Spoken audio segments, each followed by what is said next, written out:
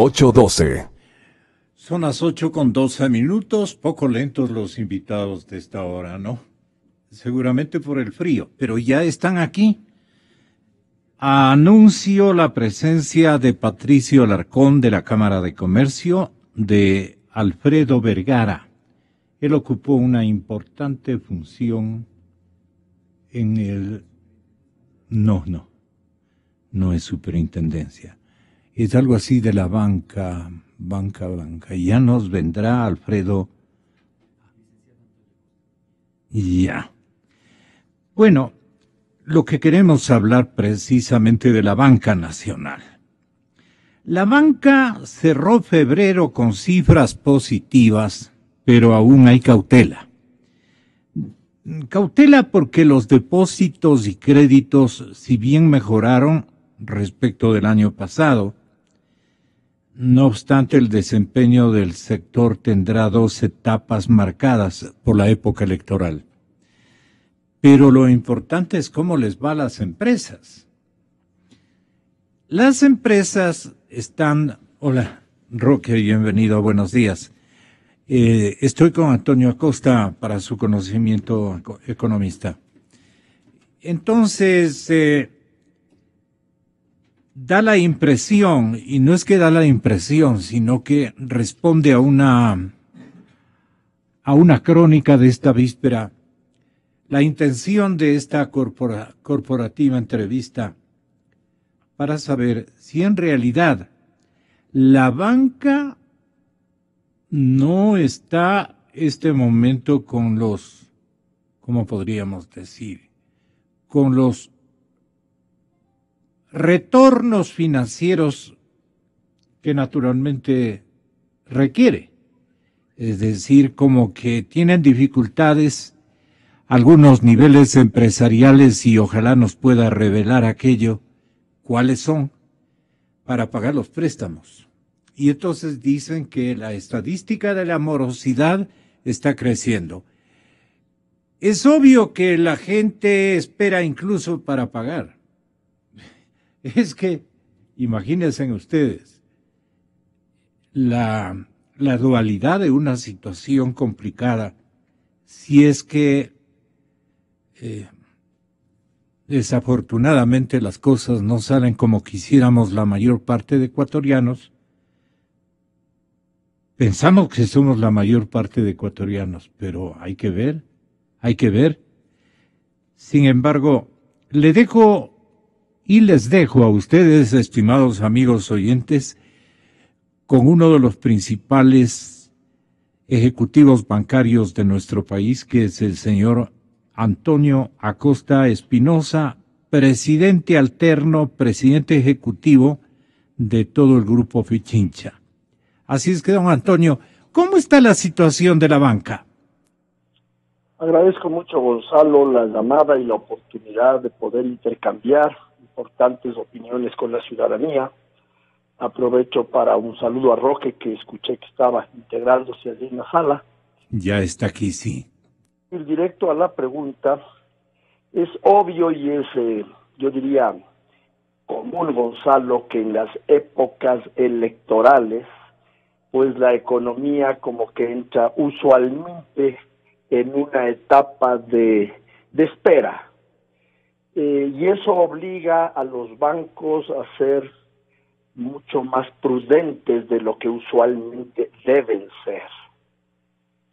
En esta ocasión, por supuesto que esta etapa electoral se ha visto matizada por algunos elementos que todavía han puesto mucho más ingredientes que podrían generar eventuales desestabilizaciones.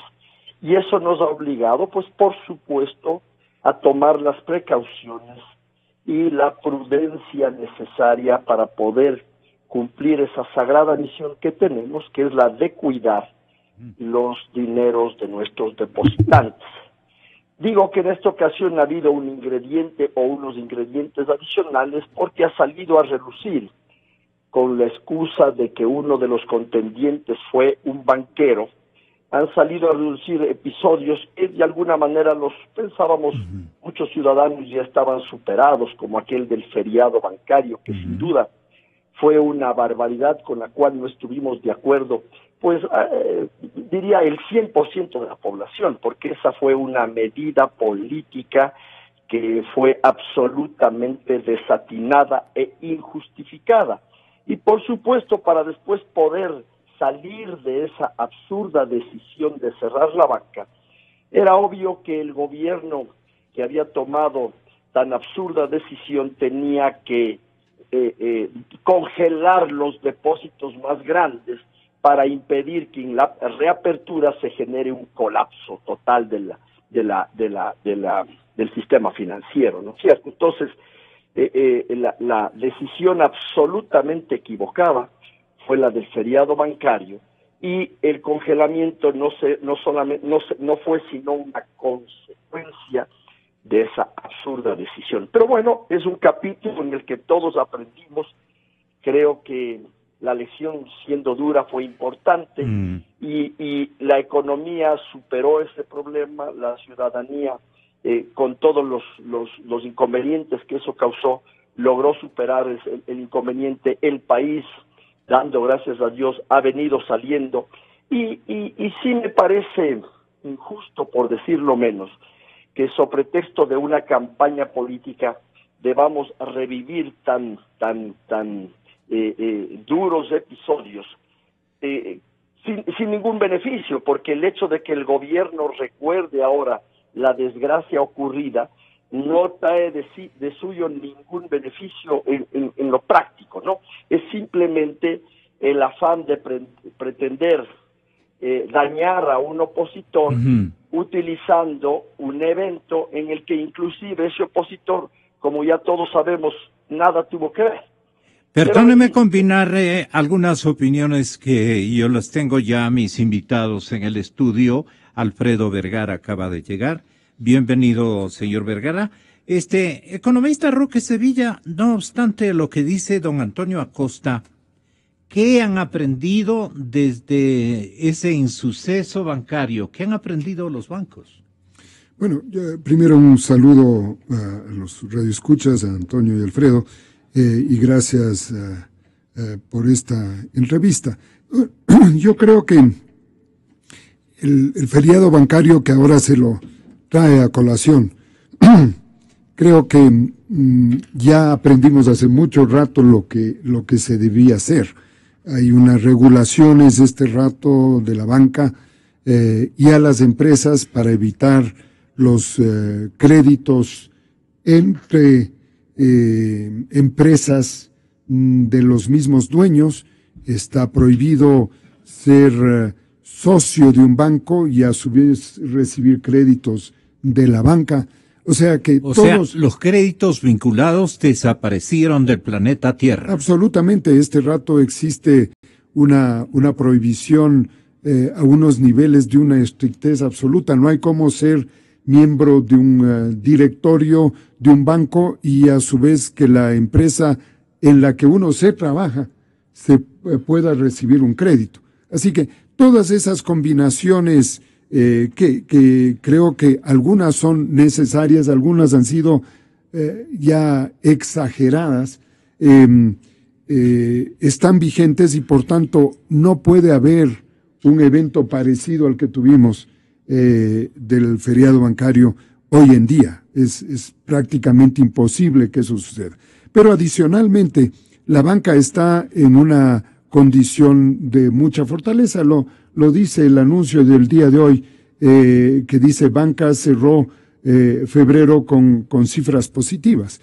Y más bien el problema que se está presentando y que ya dura mucho rato es que el sector privado no acude a la banca de manera continua porque no hay oportunidades de inversión, porque no existe la confianza de saber que la inversión que uno se hace hoy en día como empresario va a tener el resultado que se proyecta, básicamente por las regulaciones gubernamentales tan cambiantes. Entonces, se programa una inversión con ciertas condiciones legales y tributarias y al cuarto de hora estas cambian por decisiones del gobierno sin ninguna consulta hacia el sector productivo. Más bien ahí está el problema central, creo, ya no en la relación entre el sector privado y la banca, y ni el gobierno y la banca, que creo que funciona bastante bien las cosas. Don Antonio Acosta, ¿la morosidad en realidad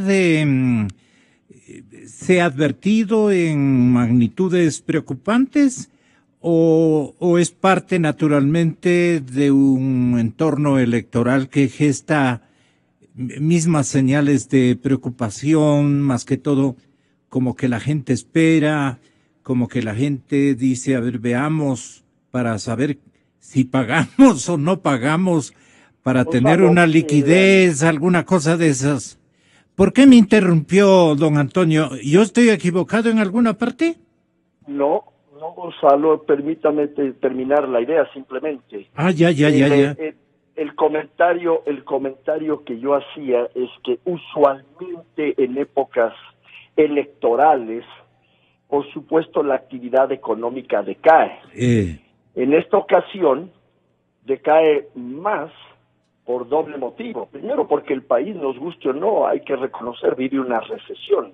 Varios trimestres consecutivos en donde ha caído el Producto Interno Bruto, pues eso ya lo sabemos todos, ya nos han explicado los técnicos, no es sino sinónimo de una recesión. Hay una contracción económica. La actividad económica del país está paralizada. Y si a eso le suma una campaña electoral en donde todavía se pone o se pretende poner en duda la situación de los banqueros, de los bancos, con estos temas del feriado, etcétera, etcétera, pues todo eso, por supuesto, no genera sino un ambiente nada favorable para que la actividad económica pueda estar activa y estar en pleno desarrollo. En esa circunstancia, pues estamos viviendo una situación de calma, yo diría, en donde se aprecia una enorme prudencia del sector financiero, como no puede ser de otra manera. Los depósitos no han caído, tampoco es que estén creciendo. Ya sabemos todos que el desarrollo de la economía del país, desde hace ya unos años atrás hasta la fecha, depende de la actividad propia del gobierno. Si el gobierno logra recursos, una vez que se convirtió en el gran gestor de la economía, los depósitos crecen. Si el gobierno no consigue recursos, entra en una sequía monetaria, los depósitos monetarios bajan.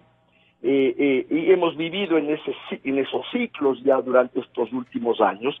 En la actualidad, por supuesto, vemos un gobierno que está gastando y debemos entender las razones para ese gasto, y eso ha ocasionado que los depósitos en el sistema financiero se mantengan.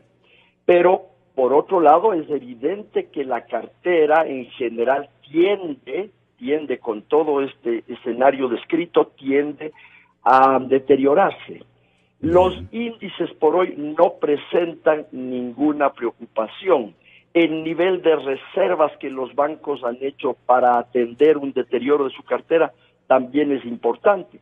Pero lo obvio y lo deseable es que toda esta situación en un futuro muy cercano se revea, la economía reencuentre mecanismos de activación para que toda la actividad productiva del país empiece a moverse nuevamente y consecuentemente los créditos puedan ser normalmente atendidos, la banca pueda colocar los recursos que tiene en su poder en el menor tiempo posible, el sector productivo pueda recibir dinero para volver a desarrollar todos sus planes y sus proyectos y consecuentemente se logre recuperar el empleo y el desarrollo de todo tipo de actividades que en definitiva son las que generan un crecimiento económico. La banca privada está deseosa de colocar al menos 10,000 millones de dólares.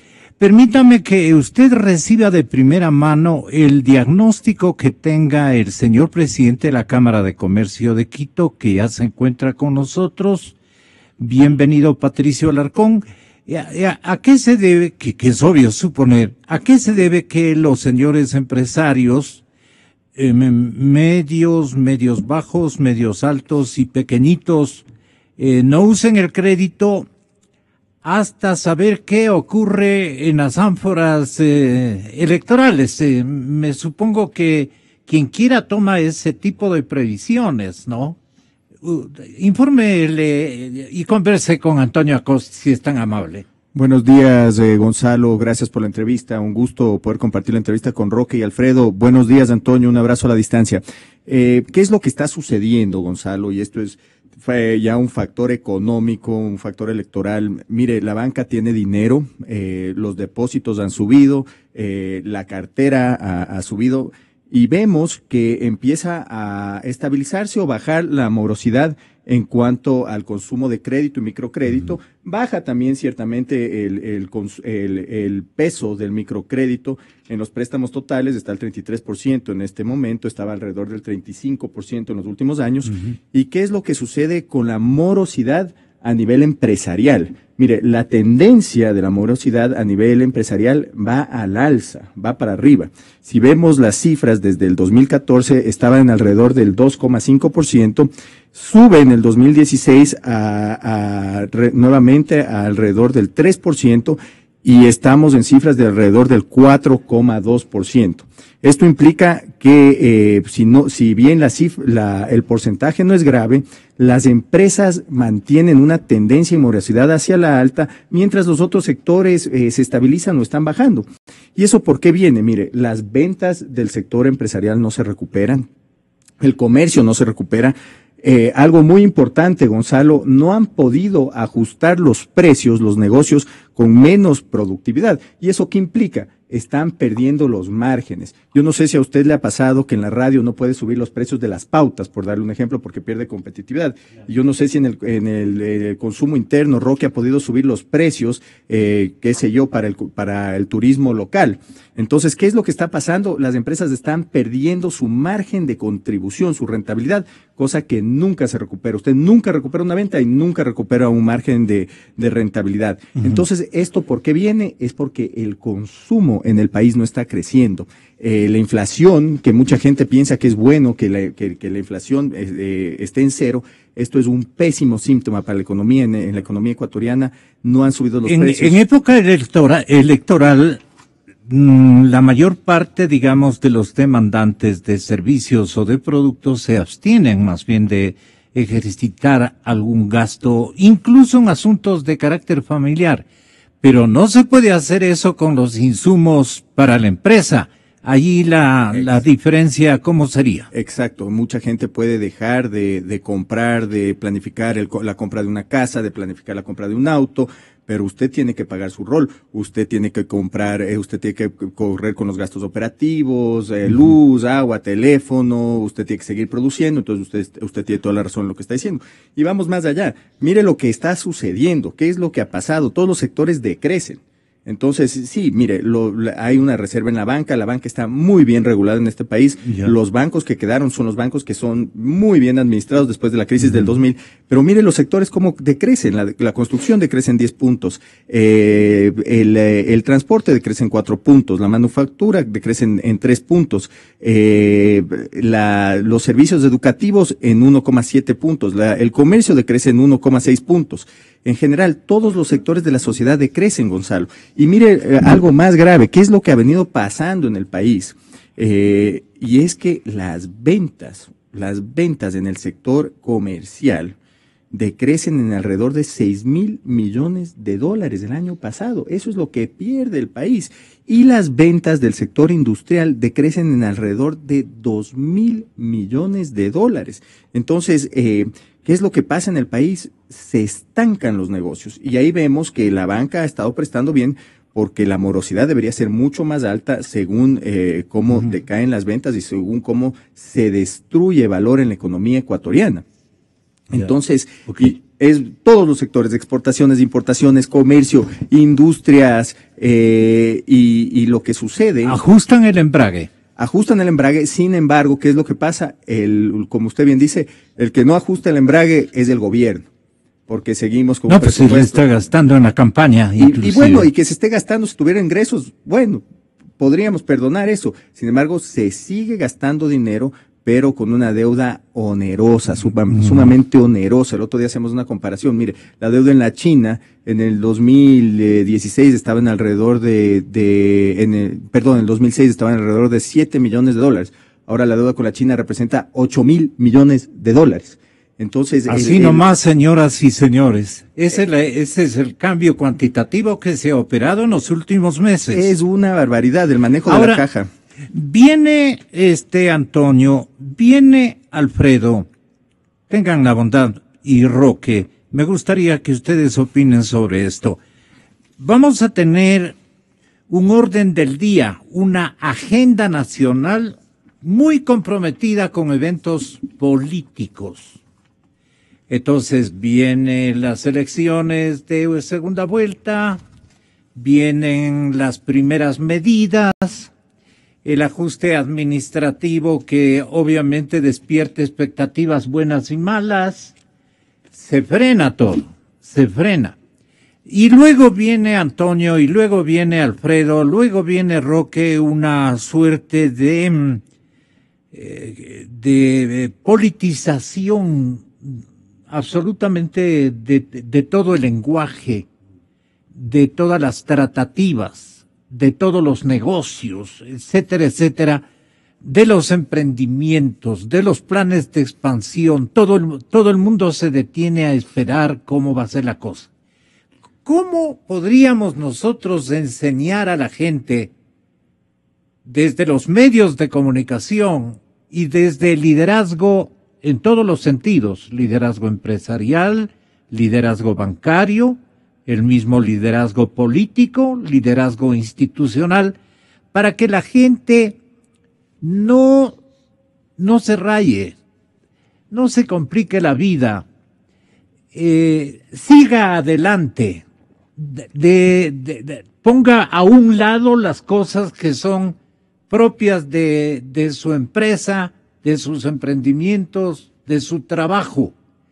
Y otra distinta, el comentario político, la atención y cumplimiento de cualquier convocatoria que nos formule el nuevo gobierno para una consulta, para varias consultas. Este es el asunto que aquí en el Ecuador y en América Latina especialmente, cuando hay un evento de esta naturaleza cargado de expectativas, todo el mundo se preocupa primero de que se aclare ese callejón, de lo contrario no da un paso. Y entonces se muere la economía, se abstienen de todo. ¿Cómo se le puede concienciar a la gente, comienzo por Alfredo, cómo se le puede concienciar a la gente de que ese es el aspecto político y organizativo del Estado?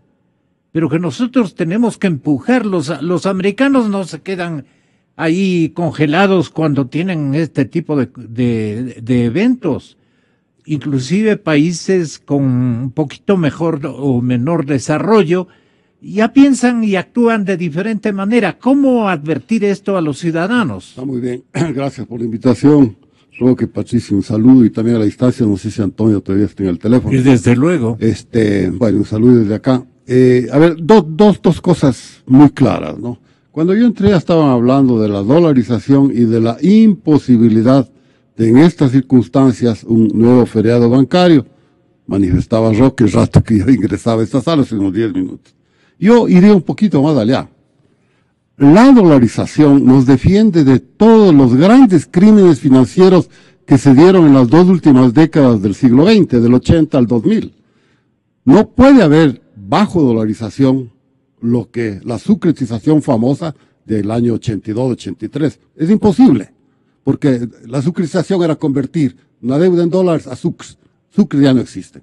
No puede haber salvataje bancario, dar a los bancos un crédito en sucres, que quede la deuda fijada en sucres y que ellos utilicen eso para comprar dólares que se revaluaba, crecía su valor día a día frente a un sucre, que era el la moneda de la deuda que se devaluaba todos los días. Así Gran es. negocio, eso ya no puede haber en dolarización. Vamos Y la a lo- tercera, el a lo feriado. actual. Y la tercera, el feriado. Ya no Vamos puede a haber. lo actual. Entonces, no, es que es muy importante El antecedente. el antecedente ese, porque yo oigo mucho a los políticos y usted nos está invitando a mezclar el asunto político con el asunto económico. Los Por el políticos, sobre contrario. todo los políticos de parte del gobierno, hablan del feriado bancario, siguen hablando eso.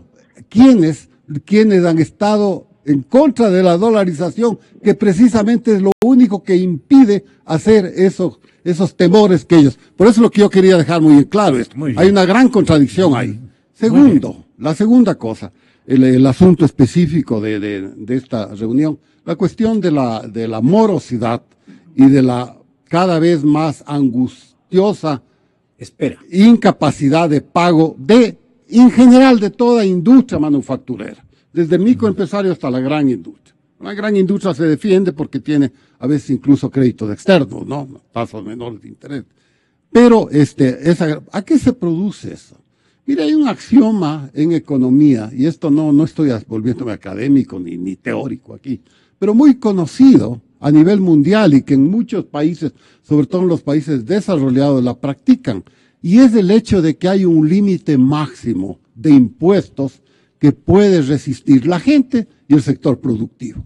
Incluso hay una formulita en los textos de economía que se llama la curva del Laffer, que dice hay un nivel máximo de impuestos que puede resistir la economía, y si uno pasa ese nivel, la colección de impuestos, la recaudación de impuestos, en lugar de incrementarse, subiendo la tasa de impositiva, más bien baja. Eso es una verdad comprobada a lo largo y ancho del mundo, en los 5 continentes, incluso en países escandinavos que supuestamente, Noruega a la cabeza, ya ha llegado a un tope máximo de desarrollo. Ellos ya han calculado cuál es ese nivel máximo. 50%. La relación entre la suma de todos los impuestos, transferencia del sector privado hacia el Estado, un máximo de un 50%.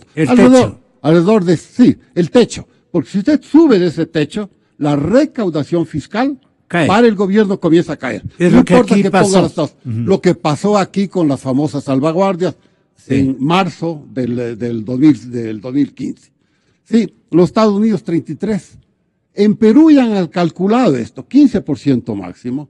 En Colombia también, 13%. 13 estoy resumiendo las cifras, ¿no? Quitando los decimales. Aquí en el Ecuador nos fuimos hasta el 15.5% de la relación entre impuestos y Producto Interno Bruto. ¿Cuándo? En abril del 2015, cuando entró en vigencia la salvaguardia. ¿Para qué esta reflexión, Alfredo? Esta reflexión para decir que aquí lo que está ahogando al sistema productivo es el exceso de impuestos. Eso es clarísimo. Es más, y con esto sí que no quiero acaparar mucho. En este mismo escritorio, en esta misma linda mesa que tiene usted, yo recuerdo, en marzo usted ya no recuerdo, dos personas más o 13 éramos en total. Lindos no invitados. recuerdo. Ya. Hablar sobre la imposición de las salvaguardias, que en aquel entonces, le hago acuerdo, eran exclusivamente contra Perú y Colombia, porque se decía que habían devaluado, nunca devaluaron, pero en todo caso el dólar se apreció. Eso, y nosotros ya dijimos, aquí en su mesa está grabado eso, dijimos eso sería un gran error del ecuatoriano, porque entonces la liquidez de la economía comenzará a bajar, y eso sería una lástima, porque la liquidez de la economía, los depósitos y la cartera bancaria habían subido desde 4.000 y un poquito más, cuando nos dolarizamos, hasta aquel entonces los depósitos un poco más de 30.000 y los préstamos un poco más de 27.500 millones de dólares. Habiendo incrementándose todo, esto iba a interrumpir, y en efecto eso ha pasado. Y hasta el día de hoy, y en esto voy a discrepar con Antonio Acosta, hasta el día de hoy no nos hemos recuperado. En depósitos sí, estamos un poquito más alto de lo que estábamos hace 2 años, pero en cartera no, seguimos más bajo. Es decir, ya estamos 2 años de depresión, yo ya califico eso de crisis. ¿Por qué? Causa de los excesivos impuestos. Y las salvaguardias uno no dice porque eleve las disposiciones, no porque elevó el nivel de impuestos a un límite ya máximo que ya no pudo soportar el país, y tenemos lo que tenemos. 2 años de estancamiento. ¿Qué dice el distinguido banquero? Antonio Acosta. Primero, un saludo cordial para Alfredo y para Patricio, que se han incorporado en su mesa, Gonzalo. Y yo quisiera, Gonzalo, con esta oportunidad y antes de tener que retirarme por un compromiso previamente adquirido No para se después de preocupe. pocos minutos, quisiera primero resaltar la madurez que ha venido logrando la enorme clientela bancaria. A pesar de toda la situación, a pesar de toda la crisis, a pesar de todas las críticas que desde el sector político se han dado contra los bancos y los banqueros, por razones que ya sabemos, a pesar de todo eso, la clientela confía en los bancos. Los clientes están tranquilos, están estables, están cómodos con sus bancos, y eso no es sino síntoma de una madurez importante que ha adquirido la ciudadanía en entender cuál es la situación real de su sistema financiero y, pues, consecuentemente, confía en el sistema financiero. Repito, a pesar de todos los incidentes que hemos vivido durante estos últimos años y particularmente estos últimos meses ya inmersos en una campaña electoral, la ciudadanía está tranquila cuando hace relación del manejo de sus dineros en la banca privada ecuatoriana. Y eso es importante decirlo, Gonzalo, es importante rescatarlos y es importante, por supuesto, reconocerlo y agradecerlo. La banca está dando muestras de seriedad, de buen manejo, de buen control también, por supuesto, y eso es positivo para la tranquilidad de la economía. Usted bien advertía hace un momento, Gonzalo, que otros países siguen operando normalmente a pesar de sus avatares políticos. Y eso sería lo deseable también con el Ecuador. Sí. Todavía estamos muy lejos de eso, pero por lo menos hemos empezado con una base importante que es la de haber recuperado la confianza en el sistema financiero nacional. Eso se ve en las cifras positivas, pero dice el comercio que también hay cautela. ¿En qué consiste la cautela del usuario bancario? Por supuesto, yo mismo lo he advertido, hay cautela y del lado de los banqueros también hay absoluta prudencia. Es preciso, primero, que se resuelva, que se aclare cuál va a ser el destino político del país, y por otro lado, es preciso conocer cómo se va a manejar la economía de allí para adelante. ¿Cuál va a ser el modelo económico? ¿Va a ser el actual? ¿Va a ser el mismo? ¿Va a haber alguna posibilidad de reestructuración de deudas independientemente de quién sea el ganador de este proceso electoral? ¿Se van a reestructurar las instituciones del va a seguir incrementando su endeudamiento? ¿De dónde va a sacar los recursos que requiere? ¿O va a haber un cambio en el modelo? Eso es una expectativa que tenemos todos. Lo tiene usted, Gonzalo, lo tiene toda la ciudadanía. Entonces, en ese ambiente es inevitable la cautela. Es obvio que hay que entrar en un compás de espera. Hay muchas cosas que tienen que definirse, pero a pesar de ello, quiero volver a insistir y a rescatar y a resaltar la madurez de la ciudadanía, que tiene y mantiene sus recursos en la banca, sabe que la banca está tranquila, está bien manejada, está solvente, está sólida, no tiene temor con relación al cuidado de su dinero. Y eso es importante. Si a eso logramos que se establezca un modelo económico adecuado que permita a este país revertir la situación que ha venido enfrentando en estos últimos meses y hasta diría un par de años, y poder reencontrar vías de desarrollo, pues bendito sea Dios. Entonces, creo que todos tenemos que impulsar en ese orden, rescatar la madurez que se ha logrado y, por supuesto, arrimar entre todos el hombro para que las cosas recuperen la normalidad y la vía del desarrollo que demandan. Con esto dicho, Gonzalo, un buen día. Agradezco mucho por su llamada. Un abrazo. Un fuerte abrazo para usted y un saludo cordial al resto de colegas panelistas y a toda la ciudadanía que nos escucha. Sí, valía la pena, no obstante, don Antonio, consultar con un banquero. Entonces, banca ha cerrado febrero con cifras positivas, pero aún hay cautela. Nos ha explicado en qué consiste la cautela. Ahora, ¿qué está esperando? Muy buenos días, don Antonio. Roque Gracias, Sevilla, Rosa. ¿qué está esperando el empresario convencional, este empresario formato ecuatoriano, empresario medio, con grandes ilusiones, para ver si al tenor del seguro que constituye la póliza más grande que tenemos ventajosamente con la moneda, con el dólar, a ver si con el nuevo gobierno, en un nuevo escenario, que puede ofrecer Lazo o que puede ofrecer declarando la independencia, que pulula este rumor en el ambiente político partidista, dicen que en algún momento, incluso vísperas de la elección del 2 de abril, el señor Moreno vaya a declarar el primer grito de la independencia. Y entonces las cosas cambien con el escepticismo natural que aquello podría producir.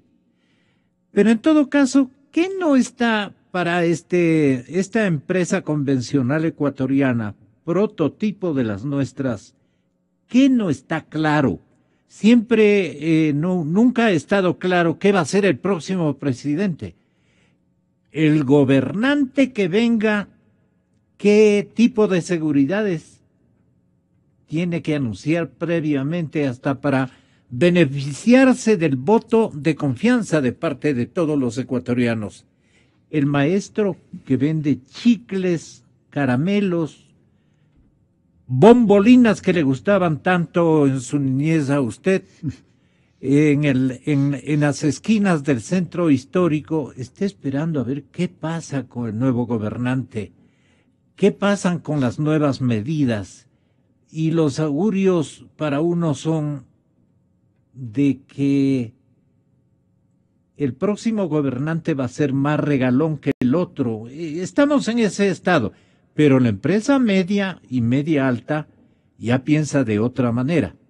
¿Qué es lo que tienen que aclarar los dos candidatos, economista Roque Sevilla, si es tan amable? A ver, tal vez me refiero a lo que Antonio mencionó, la cautela. Esa cautela lo tiene la banca sin duda alguna y lo tenemos los empresarios. Y lo tenemos porque los dos modelos que se ofrecen en las dos alternativas de candidaturas presidenciales son muy distintos, Entonces, mientras claramente Lazo está hablando de una reducción de los impuestos, el caso de Moreno es que a ratos dice eso, pero le llama la atención Correa y le dice, cuidado, me toca en el tema de los impuestos. Entonces, a uno le queda la duda de si va a haber ese ajuste o no va a haber ese ajuste.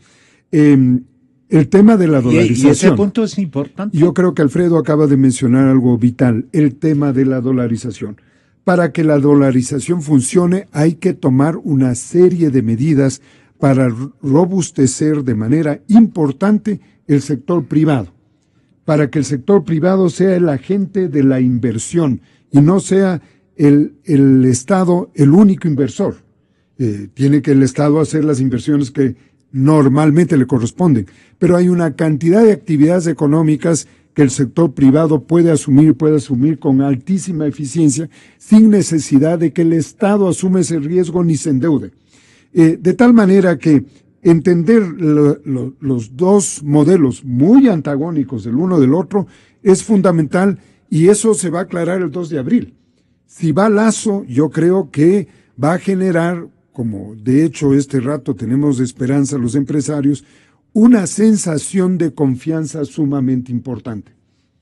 Si va Moreno, va a seguir restablecida este momento de desconfianza de, oiga, ¿cuándo viene el nuevo paquetazo de impuestos? ¿Cuándo viene el cambio de criterios? ¿Cuándo una nueva superintendencia interviene para limitar la gestión de la empresa, etcétera, etcétera. Entonces, lo primero que vamos a tener al final de la cautela es o una sensación de alta confianza que significará inmediatamente comenzar a volver realidad proyectos que tenemos los empresarios sobre nuestras mesas y que los tenemos detenidos.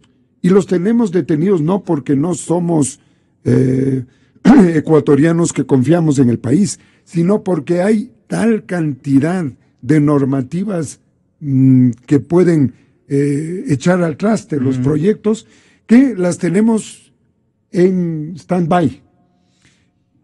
Si va Moreno va a tener que dar una expresión absolutamente distinta de la de Correa, de enorme confianza, que va a ser difícil, porque, entre otras cosas, otro factor de desconfianza es el grado de corrupción que existe en el gobierno. Inclusive hacer cualquier obra con el gobierno significa un incremento sustancial del costo para la mayoría de las empresas porque están pagando el impuesto, el impuesto a la corrupción. A la corrupción. El claro. presidente el otro día hizo una aclaración de que no hay sobrecosto. No, pues todo el costo de la corrupción le incrementan al valor de la obra. Claro. Y esto significa que las obras se vuelven ineficientes, son mucho más costosas de lo que deberían ser. Entonces, sume usted todos estos elementos. La falta de transparencia, la falta de auditoría, entre otras cosas, la opinión pública a través de la prensa, que no puede opinar. Todos esos elementos, la falta de transparencia de la información que da el Banco Central del Ecuador. Si ya se ha demostrado, Cordes lo ha demostrado, creo, 2 o 3 veces, que las cifras que dan de proyecciones no son válidas, no tienen ningún sustento. Entonces, uno se toma los datos gubernamentales como referencias. Por ejemplo, el crecimiento del Producto Interno Bruto, la inflación proyectada que se va a tener. Todos son elementos para poder hacer la estrategia de gestión de las empresas. Si esas cifras son traídas de los cabellos, oigan, las empresas dicen, esperemos para ver qué mismo va a pasar. Ya. Y todo eso mantiene todos los proyectos y las posibilidades de hacer nuevos negocios, de desarrollar nuevas empresas, de dar mucho más trabajo a miles de ecuatorianos, todo eso está estancado.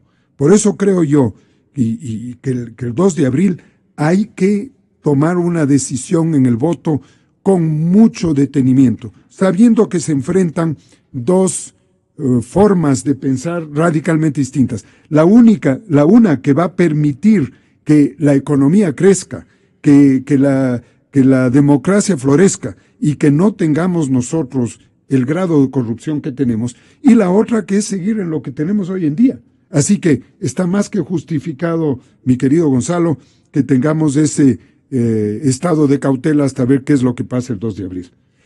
Y ni modo para poder pensar en jornadas de productividad, de competitividad, de un mejoramiento tecnológico, modernizante, ni modo de aspirar a tomar una provisión bancaria o a endeudarse en el exterior a efectos de mejorar la infraestructura, especialmente fabril, ¿no? De los que ocupan más mano de obra.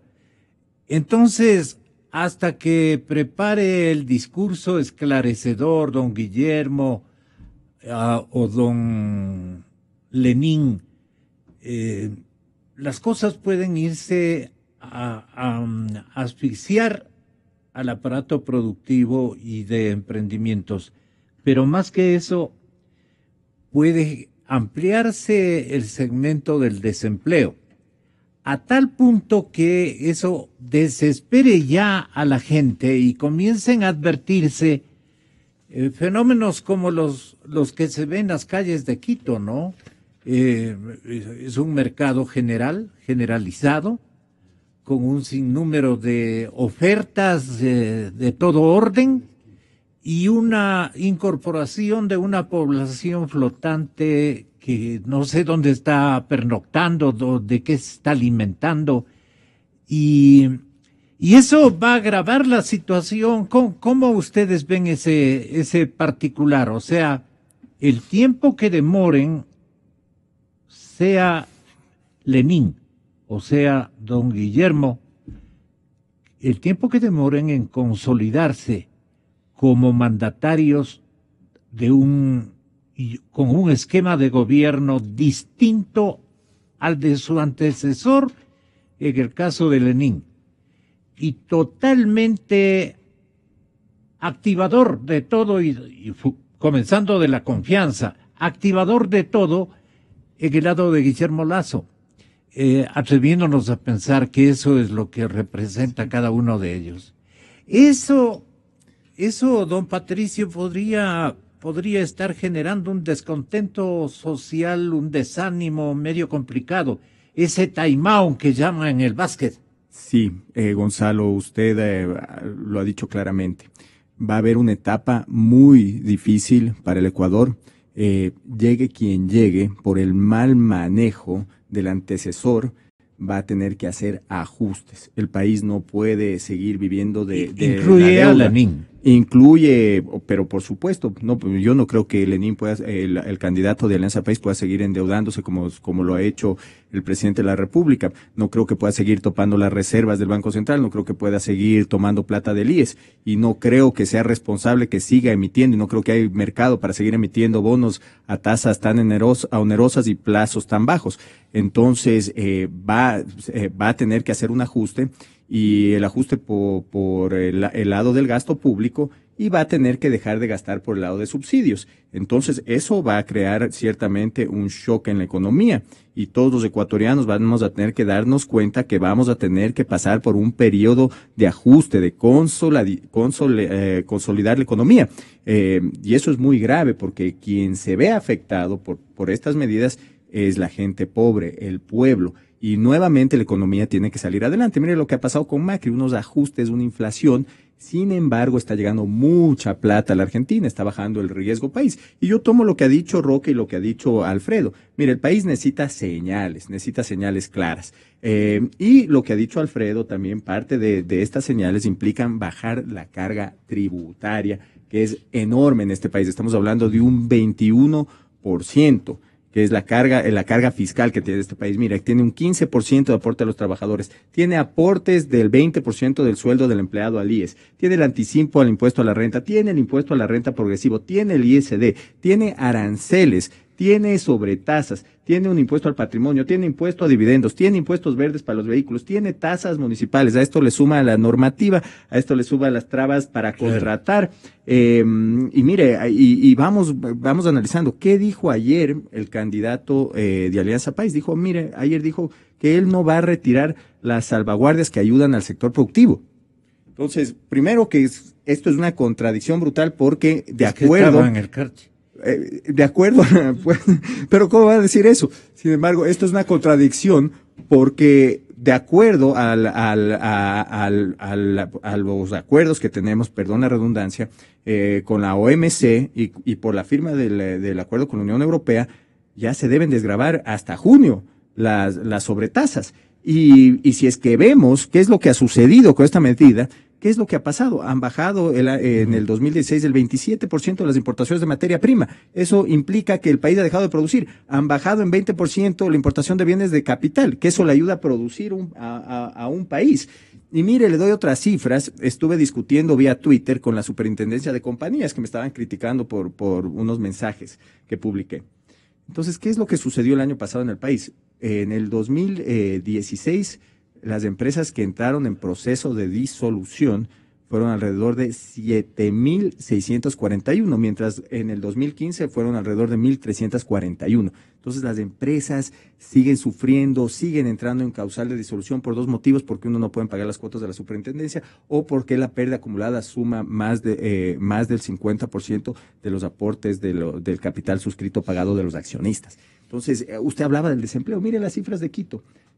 El incremento en desempleo en el 2016 fue de 40.000 personas, fue el índice más alto nacional. Entonces, necesitamos medidas claras, yo estoy de acuerdo 40,000 personas se quedaron en Quito sin trabajo. Sin trabajo, según el INEC. Entonces, ¿qué es lo que necesitamos ahorita? Reactivar un shock al aparato productivo. Denle oxígeno, bajen la carga fiscal, denle confianza. Los bancos también, hablamos de los bancos y está bien, la banca está bien, pero necesitamos más plazos, necesitamos menos El intereses. consejero familiar decía y dicen hasta ahora, ¿y de qué vas a vivir? Esta expresión también hay que tomarla muy en cuenta, Alfredo. Así es. Usted termina el programa. Gracias. Mire, Gonzalo, usted dijo algo muy, muy importante. La cuestión de qué hacen este ejército de empleados que están trabajando en cada una de las esquinas, en cada una. Y usted después hizo otra pregunta incluso más inquietante, dijo, ¿de qué comen? ¿Dónde viven? ¿Dónde duermen? Etcétera, etcétera. Es decir, el problema humano. Eso fue un poco ratificado y tal vez magnificado con las cifras que leyó Patricio sobre los desempleados que se han lanzado en Quito. Yo incrementaría un poquito más. Según las cifras del INEC, son 350,000 desempleados que se produjeron, que salieron del sector formal del empleo por el gobierno. Es decir, por el gobierno fueron expulsados 350,000 empleados hacia el sector del subempleo. Y aquí yo quisiera aclarar, Gonzalo, que hablar de la serie de diferentes segmentos que se da al empleo pleno, al adecuado, etc., para mí es una forma de ocultar las cosas. Hay solo dos categorías. O usted tiene un empleo, se entiende un empleo pleno, o usted está subempleado, sobreviviendo como crea. Por lo tanto, para mí el problema del empleo es el principal problema este rato del país, desde el punto de vista social, desde el punto de vista económico, desde el punto de vista de desarrollo. Mucho más importante que la tosigante deuda externa, mucho más que la corrupción e incluso del exorbitante gasto público. Es el problema del empleo. Por eso, pero cualquiera de los dos candidatos no puede mentir de que va a ser el milagro de activar la economía de tal forma que el empleo vuelve porque él ya asume el solio presidencial. Aquí me da un minutito. ¿Qué es lo que propone el candidato Lasso, que es el que lanzó la cuestión del millón, creación en su gobierno, en los 4 años, 1 millón de empleos? 250,000 anuales. Sí. Perfecto. ¿Sabe usted cuánto es lo que tiene que crear la sociedad civil sin apoyo del gobierno, sin apoyo estatal y en este caso en contra de los dictamientos de un partido político que está en el gobierno? Son 220,000 empleos anuales, subempleos en el sector informal. Algunos de ellos sí, empleos formales también. 220,000 anuales. La sociedad civil ha creado, digamos, a cifras actualizadas, desde luego, ha creado, pero creo en el 2016, 220,000, ha creado la sociedad civil sin apoyo de nadie. Lo que usted decía, esa cantidad de empleos que vemos ahí, fábricas en cada esquina, me estoy refiriendo a esos. Mercados. Es gente que sobrevive. Aquí en el Ecuador no se mueren ventajosamente nadie de hambre. Pero si usted comienza a separar que los unos son subempleados, que los otros son desempleados, que los otros son empleos sin remuneración y comienza a participar de las categorías, nos perdemos. Aquí no. Usted, si está desempleado, usted tiene que sobrevivir vendiendo chicles, pidiendo limosna o pidiendo a su hijo que por favor le mantenga. O cualquier cosa. No puede morirse de hambre. Y de hecho no se muere de hambre. Eso es lo que se llama subempleo. La sociedad civil genera 220,000 al año. ¿Qué es lo que propone Lasso? Una cosa muy simple. Él tiene un vademecum ahí de varias medidas de hacer sobre esto. Esta mañana incluso una participación en Coavisa que usted la comentó, él dijo una exposición muy clara. Pero yo le veo un poco más, digamos, simplificado la cosa. Lo que propone en definitiva es ayudar a la sociedad civil para que ha creado 220,000 a precios actuales, 220,000 empleos anuales, lo suba a 250,000 y con la ayuda del gobierno, con la ayuda del Estado, no sean 250,000 en el sector informal, en el sector del subempleo, sino en el sector formal del empleo adecuado. Okay. Así, visto, es muy factible y es muy sencillo la propuesta de Lasso. ¿Está usted de acuerdo, exalcalde Roque Sevilla? A propósito, me comunican que Estella, esta super tormenta que se ha ubicado en la parte norte y central de la Unión Americana, en ese gran territorio. El epicentro de esta tormenta es las ciudades de Nueva York y Washington. Están 15 grados bajo cero. Ustedes pueden imaginar, para los que están en este momento, estamos con un poquito de frío al salir a la calle, no porque aquí estamos muy bien. 15 grados bajo cero de esta super tormenta que se llama, le han dado en llamar Estela. Bueno. Solo un comentario ahí del ecologista, que aprovecho. Me refiero a que todos estos son señales del cambio climático, que no le damos pelota a nosotros. ¿Y por qué piensa que usted me ganó, pero que le iba a dar paso a usted, que es un meteorólogo? Bueno, es que no pierdo un instante para pensar sobre esto. Pasión. La trascendencia que tiene observar lo que está pasando en el mundo y que no podemos cerrar los ojos a ello. Y que tenemos que cambiar la estructura productiva no dependiente de las energías fósiles, porque si no, esto que vemos cada año va a ser peor. Se va agravando. Y lo que vemos aquí, que en el sur tuvimos 0 grados, en el sur de la ciudad de Quito, esta mañana hubo 0 grados. Entonces, no es la expresión del calentamiento global que se dice, la interpretación correcta. Se llama el cambio climático. Quiere decir que las normas que están establecidas para a lo que estamos acostumbrados del funcionamiento del clima está alterándose de manera radical. Y lo que le está pasando a los Estados Unidos es que nunca en la historia, desde que hay registros de control climático, han tenido una tormenta como la que están teniendo este rato, que es una cosa horrorosa.